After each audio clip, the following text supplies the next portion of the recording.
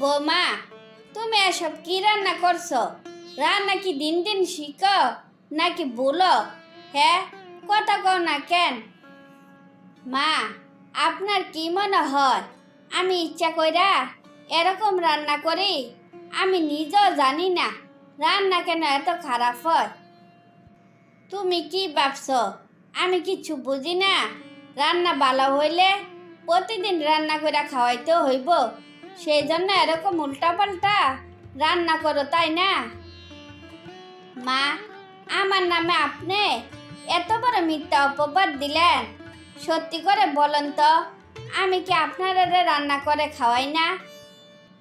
খাওয়াও তো, কিন্তু বেশি ভালো রান্না করলে তো বেশি বেশি রান্না করতে হইব। সেই জন্য তো তুমি এসব উল্টাপাল্টা রান্না করো, যাতে তোমার হাতের রান্না আমরা কম খাই। আমি আপনাদের জন্য এত কিছু করি, দিন রাত খাটি, তারপরও আপনারা আমার এভাবে অপমান করেন। আসলে আপনারা কি চান বলেন তো? তুমি কি ছোট খুকি যে তোমারে আমার হাত কলমে শিখাইয়া বুঝাইতে হইব? আগে আপনারা আমারে কত ভালোবাসতেন, আমি কোনো ভুল করলে শুধরে দিতেন। আমি খাইতে জানতাম না, আপনারা আমারে খাওয়াইয়া দিতেন। জানি না কেন আজকাল আমার এত অবহেলা করেন, আমি আসলে কিচ্ছু জানি না। এই, তুমি এটা কি করলা? তুমি হাত দিয়ে মুছে ফেললা। আমি নিজের চোখে না দেখলে বিশ্বাস করতাম না। তুমি আসলে অনেক নোংরা। আমি ইচ্ছা করে মুছি নাই, তাড়াহুড়া করতে গিয়া মুছে ফেলছি। আমার ভুল হয়ে গেছে, আমি আর কোনো দিন এ কাজ করব না। তুমি তো কোনোদিনও শুধরাইবা না, আমার গাড়ে বৈশা বৈশা খাইবা আর এরকম অরুচিকর কাজ করবা। এতে তো তোমার কোনো সমস্যা হইব না, যত সমস্যা তো আমার, তাই না? আমি একটা জিনিস বুঝতাছি না, ইদানিং তোমরা সবাই আমার সাথে কেন এরকম ব্যবহার করতাছ? আসলে আমার অপরাধটা কি জানতে পারি? আমরা আবার তোমার সাথে কি রকম ব্যবহার করলাম? ওই রকম কিছু না, আগে তো কোনো ভুল করলে তেমন কিছু মনে করতে না, খুব সহজে সব কিছু মেনে নিতা। আর এখন ভুল না করলেও ভুল ধরার জন্য বসে থাকো, এই আর কি। এই, এত আজারে পেশাল করো না তো। আমি তোমার মতো সারাক্ষণ আজারে থাকি না যে বাসায় ফিরে তোমার জ্ঞানের গানের শুনবো।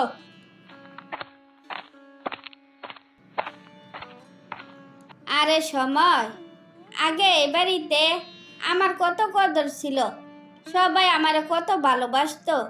আর এখন কারণে অকারণে সবাই আমারে অবহেলা করে, এসব আর ভাল লাগে না। ভাইজানরে ফোন দিয়া বলি যাতে আমার আয়সা নিয়ে যায়।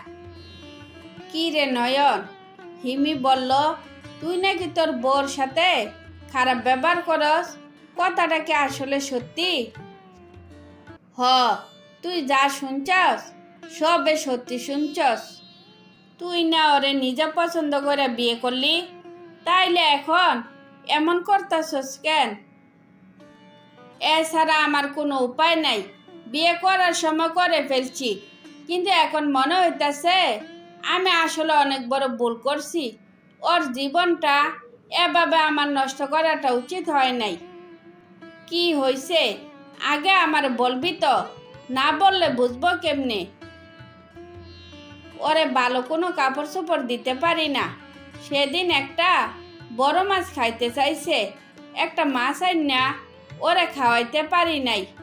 তাই ভাবছি ওরে আর কষ্ট দিব না, অভাবের সংসার থেকে ওরে মুক্ত করে দিব। থুর শালা, কি যে কস! দরকার হলে চাকরি পাল্টাইবি, দিন রাত পরিশ্রম করবি, টাকার জন্য তুই বউ ছেড়ে দিবি? তা কি করে হয়? কেউ শুনলে তোরা মেন্টাল ছাড়া কিচ্ছু কইব না। চাকরির জন্য কি আমি কম চেষ্টা করতাছি? কই চাকরি তো মিলাইতে পারতাছি না। অভাবও দূর হইতাছে না। ওর কোনো শখ আহ্লাদ আমি পূরণ করতে পারতাছি না। যেখানে যাই সেখানে ব্যর্থ হই। তাইলে আমি কি করব ক? দরকার হইলে রিক্সা চালাইবি, জালমুড়ি বিক্রি করবি, কিন্তু বউ ছাড়বি কেন? এই গাদা, টাকার জন্য কেউ বউ ছাইরা দেয়?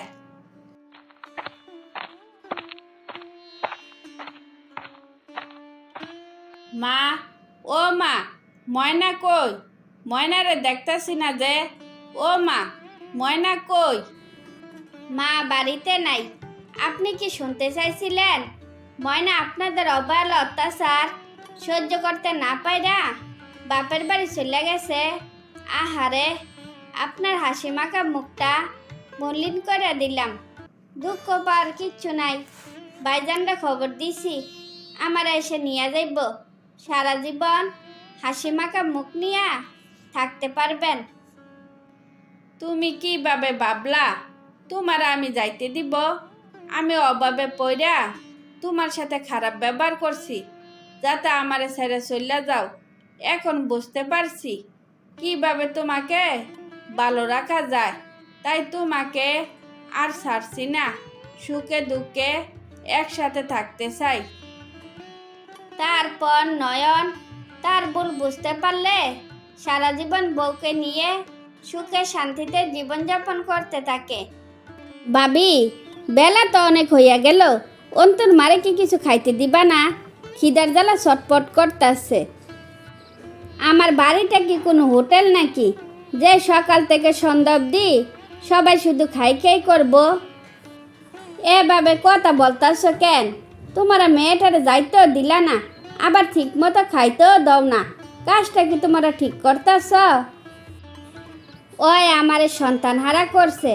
তোমার কি মনে হয় ওরা আমি তুষামত করে রাখবো? আমারে তোমরা চিনো না, আমি কি করতে পারি? ভাবি, তুমি এভাবে কথা কইতাছ কেন? তোমার ছেলে মারা গেছে, এত বড় দোষ কি? আমি বুঝলাম না তো। আর তুমি কি করতে চাও আগে আমারে কও তো।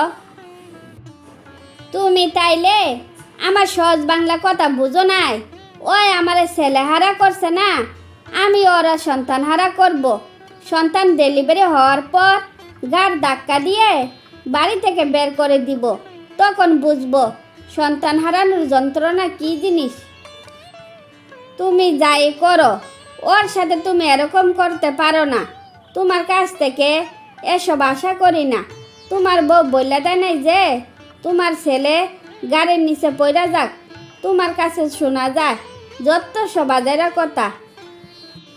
এত বেশি কথা বলিস না। কালকের বাসি তরকারি আর ঠান্ডা বাতাসে খাইতে দিয়া গিয়া আবার আড্ডায় পড়ে থাকিস না। তুমি যদি আমার সাথে এভাবে কথা বলো তাইলে আমি আর তোমার বাড়িতে কাজ করব না। কাজের মেয়ে একটা দেখে নিও। বাবা, আজকাল কাজের মেয়েও আমার মুখের উপর কথা কয়। তো আমার বাড়িতে কাজ না করলে খাইবি কি? ওই বয় আমারে তুমি দেখাইও না। আমি গরিব, আমার অল্প খাইয়া থাকার অভ্যাস আছে। খাবার নিয়ে আমার চিন্তা করা লাগবো না। যে বাড়িতে আমার দয়া মায়া নাই ওই বাড়িতে আমি আর কাজ করব না।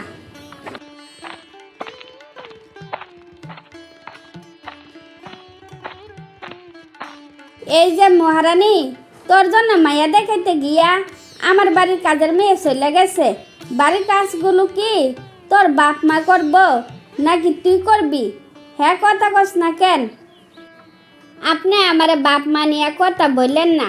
বাড়ির যত কাজ আছে সব আমি করে দিব। আহারে, আমার কাজ জলি কাজ করে উল্টাইয়া ফেলাইব। যা রান্না বান্না থেকে শুরু কইরা সব কাজ কর গিয়া। দেরি করলে কিন্তু খবর আছে। কোনো দেরি হইব না, আপনি গিয়ে আরাম করেন। আমি রান্না করে খাবার নিয়ে আসতেছি। এই, তোরে রান্না করতে বলছি, কিন্তু তোরে তো আমার খাবারে হাত দিতে বলি নাই। কত বড় সাহস আমার পাতিলের মধ্যে সে হাত দিব? আমার ভুল হয়ে গেছে। এবার আমি রান্না বান্না করতে গেলাম। রান্না শেষ হলে খাইয়া নিয়েন।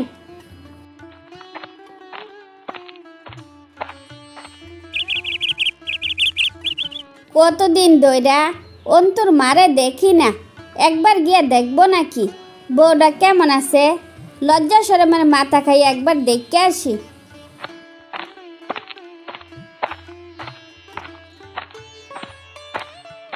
কি রে, তুই না বললি এ বাড়িতে আর কাজ করবি না? কি এ বাড়ির খাবার পেটে না পড়লে জীবন চলে না, তার জন্য ফিরাইছস? তুমি যা ভাবছ আসলে তা না। বিপদে আপদে আমার অনেক সাহায্য করছো তো, তাই বেশি কিছু বললাম না। আমি এই বাড়িতে কাজ করতে আসি নাই, আমি আসছি অন্তর মারে একটু দেখতে। তুই অন্তর মারে দেখবি কেমনে? বাচ্চা হওয়ার পর ওরে বাড়ি থেকে বের করে দিছি। এতই যদি দেখতে মন চায় ওর বাপের বাড়ি গিয়া দেখে আয়। দেখতে যেহেতু মন চাইছে নিশ্চয় আমি দেখতে যাব। আমারে তোমার বইলা দিতে হইব না। তো আগে বলো, ওর বাচ্চা দুটা কি করছো? আমি কি এত বোকা নাকি যে কাঁচা কাজ করব? বাচ্চা আমি রাখিয়া দিছি যাতে বাচ্চার অধিকার নিয়ে এ বাড়িতে আসতে না পারে। খুব ভালো কাজ করছো। কই বাচ্চাগুলারে দেখতাছি না যে? আমার দুই মেয়ে দুই বাচ্চা নিয়ে গেছে যাতে এই বাড়িতে এই মেয়ে বলো আসতে না পারে। এখন আর সম্পত্তির ভাগ পাইব না, এখন আমি টেনশন মুক্ত। ভাবি, তুমি সম্পত্তির জন্য বউটার জীবন এভাবে নষ্ট করে দিলা। উপরওয়ালা তোমার কোনোদিনও ক্ষমা করব না। তুমি আর প্রতিফল ঠিকই পাইবা, কথাটা মনে রাখো। তারপর তিশার মা অন্তুর মার দুঃখের কথা শুনে বুক বড় কষ্ট নিয়ে অন্তুর মাকে দেখতে গেল।